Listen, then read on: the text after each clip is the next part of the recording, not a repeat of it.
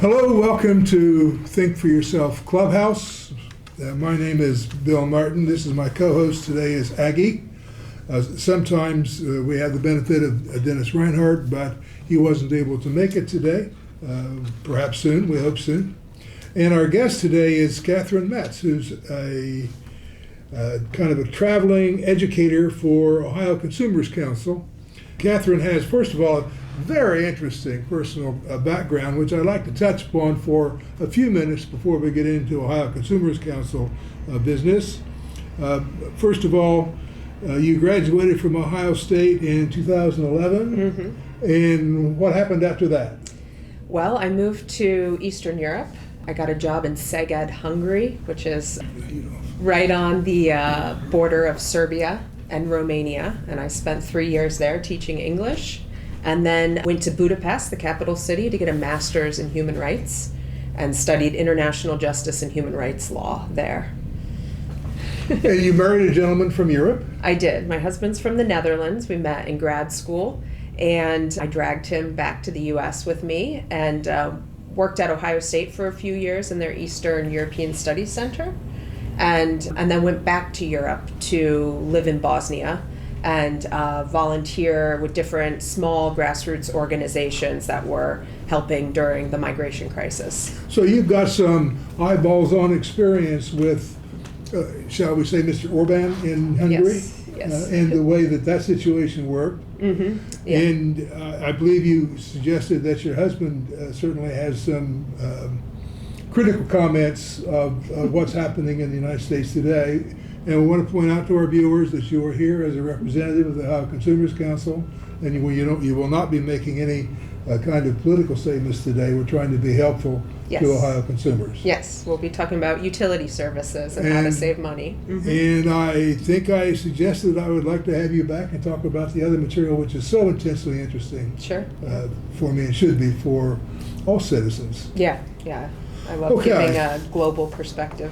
I would really like to do that, and I think Aggie would too. Oh yes. She picked up right on it when we talked about it. So. Most of our viewers would like to know what the Ohio Consumer Counsel is. Yeah, so the Ohio Consumers Counsel is an independent state agency. We are run by a 9-person governing board that's appointed by the Attorney General, and we are the statewide legal representative for Ohio's residential utility customers in matters related to their investor-owned natural gas, electric, water, and landline telephone. So what that means in practice is we provide the voice for Ohioans in proceedings like rate cases before the Public Utilities Commission, cases before the Ohio Supreme Court, at the Ohio General Assembly, and even at the federal level. We provide the voice for Ohio utility consumers. Who is your client? There's millions of Ohioans who are utility customers. We represent all of them who are customers of investor-owned utilities. So your client is the customer. Yes, we are essentially a public interest law firm. Okay. It's a little unusual to have a state agency representing the public, but you are one. We are, yes. We were founded in the 1970s, 1976. It was kind of a movement, a time for better representation of groups that had remained voiceless up until that point. So Bill Spratley was our first consumers counsel. I remember his name in the news. Yes. Yeah. He was a huge advocate of consumer protections and consumer rights. And he founded the agency. Sherrod Brown was in the Ohio General Assembly at that time when our agency was founded and created. And yeah, we're having our 50th anniversary in September. I remember news accounts where you've got these big utilities over here, Bill Spratley over here, and there was one voice talking about consumers, and it was him. Yeah. And here you guys still are in business. We still are. Was that at the same time that utilities were kind of privatized to being a public utility? That's a good question. I don't know if that was at the same time. Prior to 76, do you remember them being publicly owned? I just remember being annoyed when I was supposed to make my choices, my apple to apple choices. Okay. So you're talking that there was something before that where all I had to do was pay the bill. It was all regulated. Yes, it used to be all, so it was actually in 1999 where they deregulated the generation portion of our bill. And we'll get into how that works and how you can use that to your advantage. Prior to 99, it was all monopoly. And it was all regulated, every bit of it. The power generation and the delivery and the transmission was all regulated by the state. How many employees are in the organization? There's about 35 of us, and we have a legal department. That's our team of lawyers who go out and advocate for Ohioans. We have an analytical department, and they're the ones who pore over the utilities, rate requests, and proposals for changes in rules. And then I'm part of the public affairs department. And then we have our operations team as well. I see. Are you all located out of Columbus? All of us except my counterpart who covers the northwestern part of the state. She works out of Findlay. Okay. Do you folks have a mission statement? We do, yes. Our mission is to advocate and educate to secure for Ohioans affordable, reliable, and equitable residential utility services that are essential to their well-being. And you are underline educate.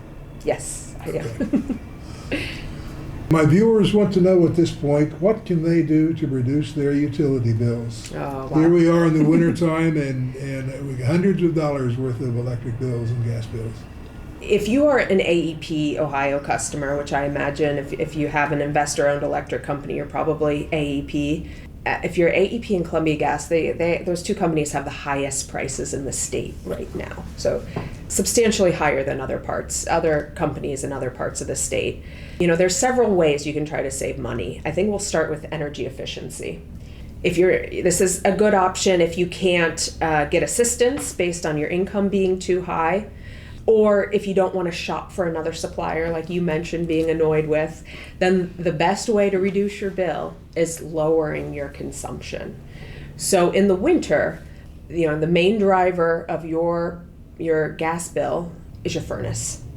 So adjusting the temperature on your thermostat is where you're going to find the biggest savings. About 50% of your energy bills in the winter is caused by your furnace. So do either of you know the most economical temperature setting for your thermostat in the winter months? 68. What do you think? That's kind of my guess. That's what we're able to compromise on. Do you want it higher or lower? Lower is okay with me. Oh yeah. And Yeah, she gets sweaters on, the sweaters and sweatshirts and all you're that stuff. comfortable at 68? 70 is what I'm comfortable 70 with. is If we're better. sitting around instead of moving, we need 68 might be low, but we can cover up somehow. Yeah. What's the real thing? 68. Oh. 68. Yeah, it is 68. But if you're going to be out of the house for 8 hours a day, or if you can sleep in cooler temperatures, then it's recommended to turn your thermostat back 7 to 10 degrees. If you do that for 8 hours a day, you're going to save 10% on your heating bills. And so there's no need to run the furnace for the cat. Exactly. And a lot of people think that if you turn it down, then it's going to cost more to turn it back up to your normal setting when you get home. But that's actually a misconception. It does not cost more. It saves you money. And it's recommended to get a programmable thermostat where you can set a schedule to reflect your everyday life if you go to work for 8 hours a day or while you're sleeping, so that you don't even have to think about adjusting it. It just automatically.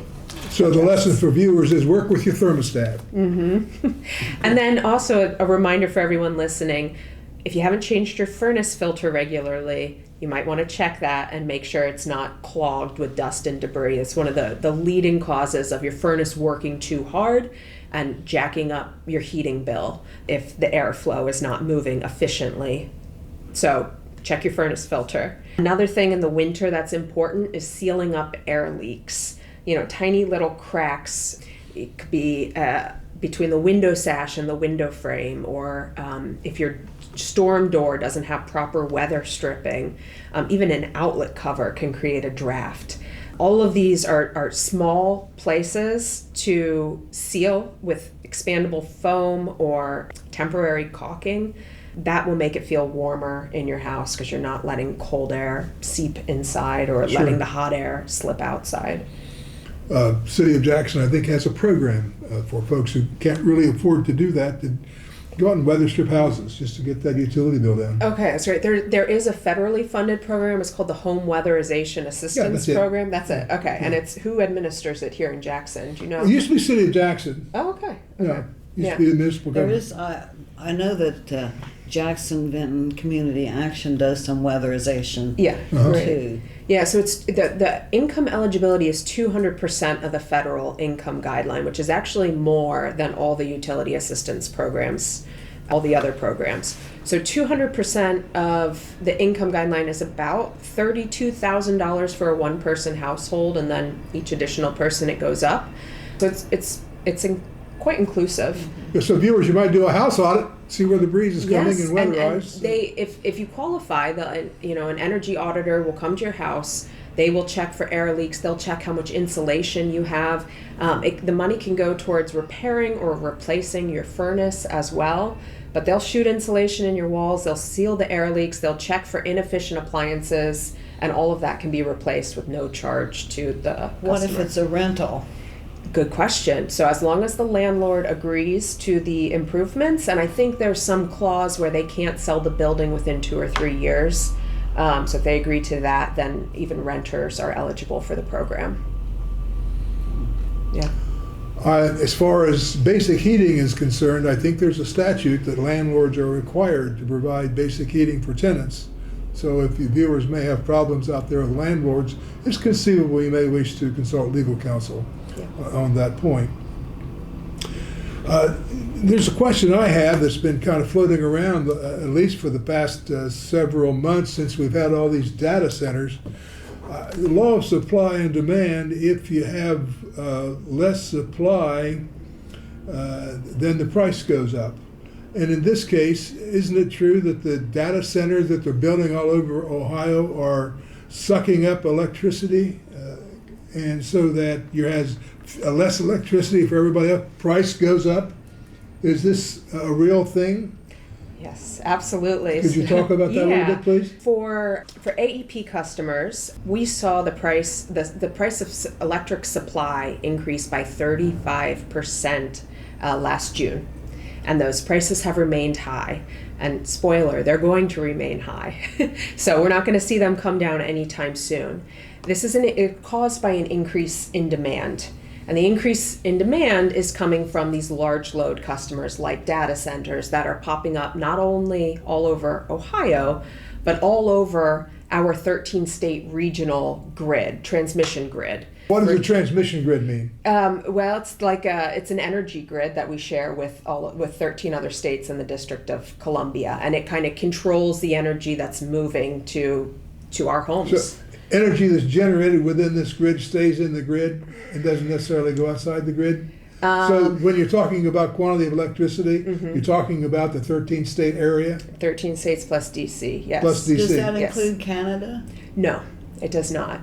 It is just the kind of the mid-Atlantic area. It does include Virginia, which is the number one home to data centers. So not only does Ohio have a ton, we have the fourth most of any state in the country.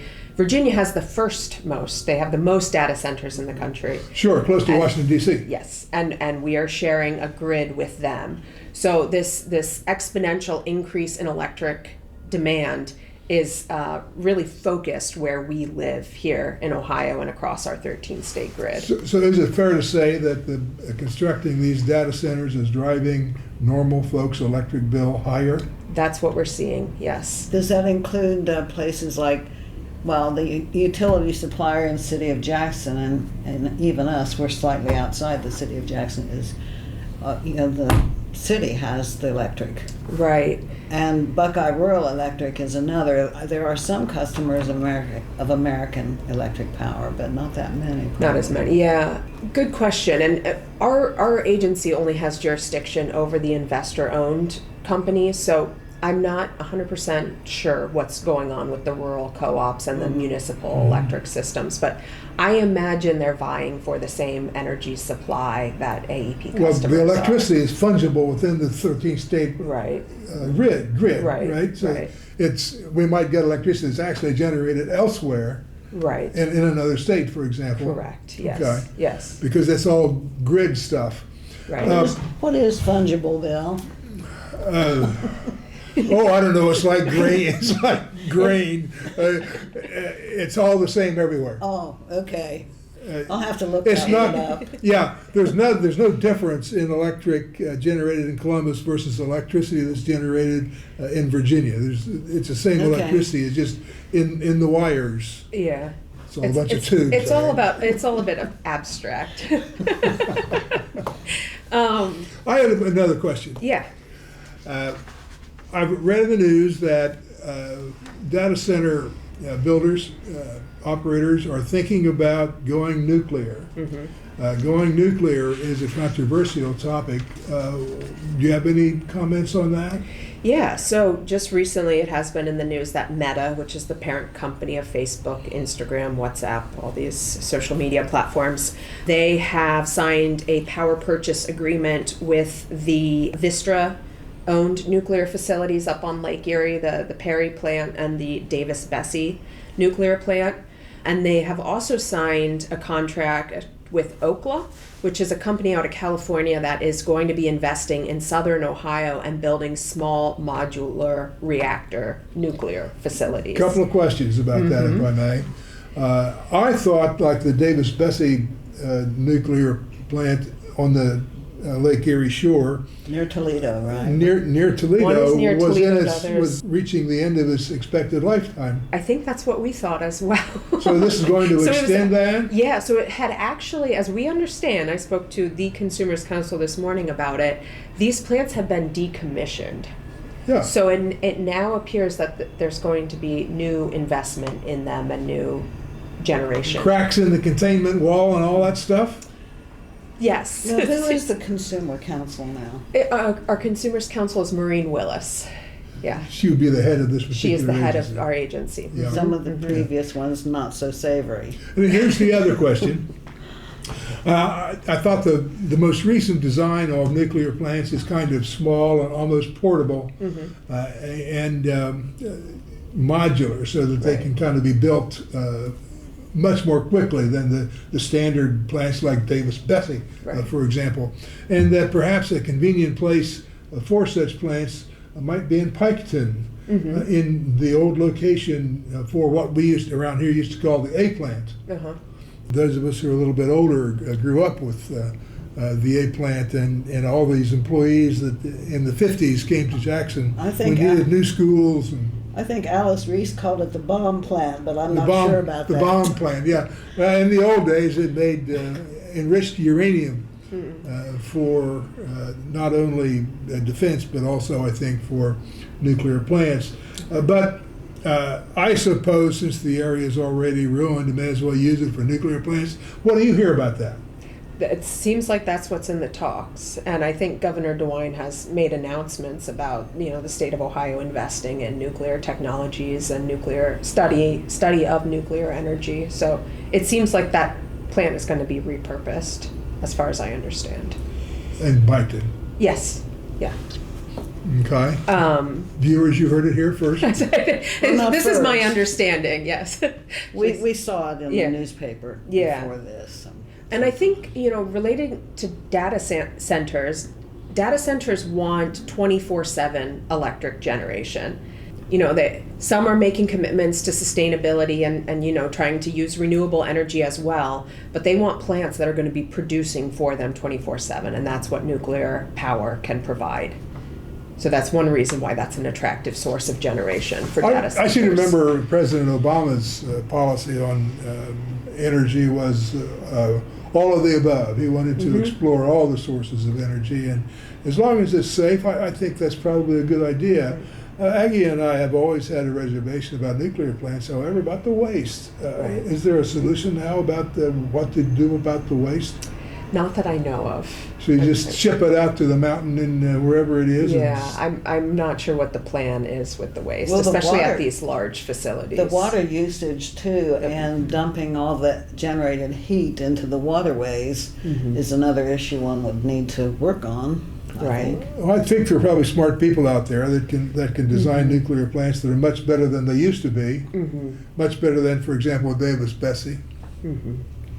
Okay, talking about how well government does things. In the news recently, we've heard something about a first energy scandal. And being in the energy biz now, perhaps you have a few views about that? Yeah, so just for those who forget, because it's been now 7 years since House Bill 6 was passed, or 6.5 years. In 2019, I think it was the 133rd Ohio General Assembly passed what was known as House Bill 6. Are you familiar with the terms of this House Bill and what it entailed? We were familiar enough so that we went up because Ohio Environmental Council let us know that they needed people in the room to testify. So we heard testimony. Something along the lines of Wow. Ohio electric consumer, or I think it's electric consumers, were going to pay extra on their bill, a good bit extra on their bill, to guarantee the continued usage of the power plants that this company First Energy, including one in operated. Indiana, I believe. Right. Including one in Indiana. Right. So it was the nuclear plants on the lake. We were going to bail those out, and also 2 old inefficient coal-fired plants. One being Right. Indiana, and the other one being Kyger Creek, I believe. Yeah. And the bill also gutted energy efficiency standards that we had in Ohio at that time. So it was a $60 million scheme by First Energy to bribe politicians, including Larry Householder, to get this House Bill 6 passed.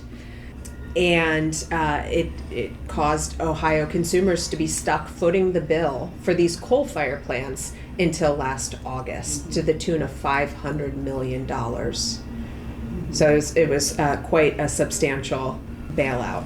So as I understand the sequence, and you tell me if I'm wrong, I'm sure you will, Householder was sent to prison, and after Householder was sent to prison, the Ohio legislature declined to change the law to relieve the ratepayers. Correct. Is that correct? It took 2 more years for the law for the remaining provisions of House Bill 6 to be repealed. As I recall, your agency and some of the environmental organizations in Ohio were screaming for that law to be changed. Even before the bill was signed, we were screaming for it to not be signed and then to repeal it as soon as it So was signed. this was, I think, the most blatant single example of corruption in the history of Ohio. Yes, the largest bribery scandal in Ohio history. And Larry Householder is serving a 20-year prison sentence. Matt Borges, who is a Republican lobbyist, served 100 days in federal custody. He's been released to house arrest at this point. Sam Randazzo was the former chair of the Public Utilities Commission. He died by suicide after being indicted on federal charges. In a warehouse. Yes, in a... He was said to have hanged himself. Yeah. And then there was Neil Clark in Florida. Exactly. Yeah. So there are ongoing state investigations and a proceeding out of Summit County local court prosecuting the former First Energy executive and vice president, I believe. So proceedings are ongoing. State charges have been issued against Householder. So even if something happens with his federal sentence, there could potentially be state prosecutions as well. And I believe in recent news, DeWine and perhaps A.G. Yost have been called to testify or be deposed in the local trial against the First Energy executives.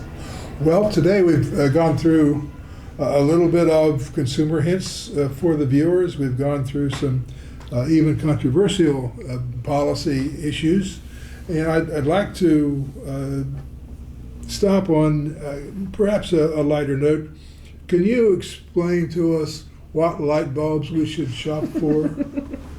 Sure. So I want to emphasize that, since 2023, so almost 3 years now, the traditional incandescent bulbs are no longer sold.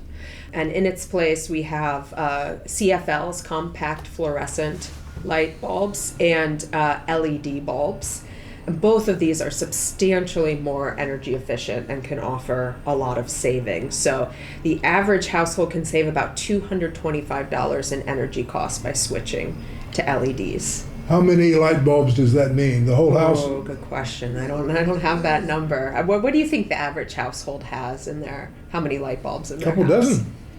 Yeah. Yes, I would probably. say probably 40 or 50. Hopefully the most of them Yeah, turned 40 or off 50, when no yeah. one's Yes. around them. But your figure is for the household. For the household, yeah. And, I think I got this off the Department of Energy's website, and I didn't check the date that they came up with this figure, but, with this increase in electric prices, it might be a much higher savings now, Sure. Let's think about, we just had Christmas, if you have a Christmas tree, I saw a statistic where if you have a 5 to 7 foot Christmas tree and keep the lights on 6 hours a day, if you use incandescent lights on that tree, you're going to be spending over $20 for a month of lighting your tree, whereas it will cost you less than $3 to use LED lights on your tree. So substantially more efficient and cost savings. Okay. Yeah. Aggie, do you have any questions? No, you covered the light bulbs. That was the one. That was the one I had in mind that we hadn't hit. Well, we got some helpful hints. We got some hard policy. We got some history. So I think it's been a pretty good day. And, Maybe I can mention something about the assistance programs that are available, especially in the wintertime. That's where we have the most assistance. Okay, And go ahead. believe it or not, there's actually bipartisan support in our federal government for utility assistance programs, which is kind of shocking in light of the cuts to SNAP and to Medicaid. For some reason, our Congress members agree that not only do we need utility assistance, we need more funding for utility assistance. So I think this is kind of representative of the fact that it's now a national topical issue that energy prices are too high and they are outpacing inflation. So just yesterday, or perhaps it was this morning, Congress is allocating millions more for utility assistance than they did last year. But I want to mention the HEAP program. If you or someone you know is within 175% of the federal income guideline, you can go to the Jackson County Community Action Agency and apply for HEAP. And it's a one-time credit that's applied directly to your main source of heating bill, whether that be electric, natural gas, or if you heat with bulk fuel. If you do heat with bulk fuel, the benefit can be up to $1,200 to pay towards filling your supply of bulk fuel. And then another program I want to mention, which has the same income eligibility, is called PIP Plus, and it's the Percentage of Income Payment Plan. It's only for customers who have AEP or Columbia Gas, not for those on the municipal electric system, but it allows you to pay a percentage of your income for your gas and electric rather than your actual usage. So especially for older adults on fixed budgets, this can be a great way to try to save money on your monthly bills. Okay. Anything else? Just because it was mentioned earlier, I want to touch on the shopping for supply. You said you got really annoyed once it was no longer Apples to just, apples. yeah. I think that's a good thing to mention because historically people have not saved money shopping for their own supplier in the last 25 years since it was afforded to us to shop for a supplier. But because energy prices have gotten so high, and it's the supply portion of our bill that's rising faster than the rate of inflation, there is a possibility of finding savings by shopping for a supplier. But the most important thing I want people to know is never sign a contract with someone who approaches you in person saying they can save you money on your utility bills. Those in-person marketers are usually full of it and are not to be trusted. But if you go to the Public Utility Commission's website, it's energychoice.ohio.gov, or type in apples to apples. You can compare all the legitimate offers available to you. And it shows you what AEP or Columbia Gas's current rate is, and then you can compare the available offers to This is Public Utilities Commission. Commission of Ohio, the PUCO. They have a website, and if you're computer literate, go to that website and you can compare the rates and The actually offers. get your best deal. Yeah. And if you have questions about how to do this safely and smartly, the Ohio Consumers Counsel's website has a fact sheet called How to Make Wise Energy Choices. And it goes through everything you should look for as you compare these offers to make sure you don't end up signing with someone who has a $20 a month monthly fee tacked on to whatever the supply rate is. Okay, and then where is that found? We are at occ.ohio.gov. Okay, Yeah. very good. So that's all I have. Yeah, that'll be on the little thing below. Mm-hmm. Okay, anything else? That's all? No. Aggie, that's all? Yeah. Okay. So